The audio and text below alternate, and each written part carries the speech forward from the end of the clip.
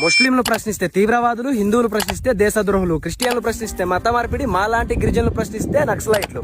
మరి ఇండియన్స్ ఎవరు?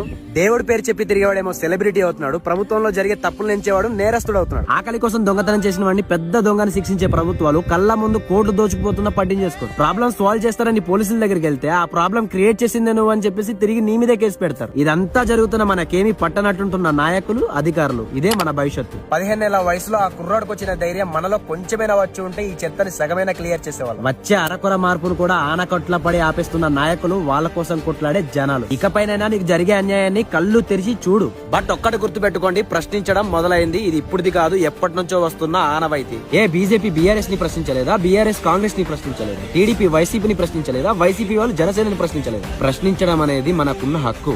ఈ రోజు ఒక చిన్న పిల్లాడు గవర్నమెంట్ కు ఒక టాస్క్ అయి కూర్చున్నాడు. అలాంటి వాళ్ళకి మనం సపోర్ట్ చేయాలి. సో నా పాయింట్ ఏంటంటే, ప్రశ్నించిన ప్రతి ఒక్కరిని లోపలేస్తామంటే 10 మంది భగత్ సింగ్ లు, 100 మంది అంబేద్కర్లు, 1000 మంది సుభాష్ చంద్రబోస్లు ఈ లెక్కన పుట్టుకొస్తూనే ఉంటారు. అది కాదు కదా సొల్యూషన్. ఈ విషయాల గురించి ఎవరు మాట్లాడకపోయినా భారతీయుడు మాట్లాడతారు. నా ఆవేశంలో నిజం ఉంది, సొసైటీకి నాలాంటోడే అవసరం ఉంది అనిపిస్తే ఫాలో కొట్టు, మాట్లాడతా తప్పు జరిగిన ప్రతిసారి.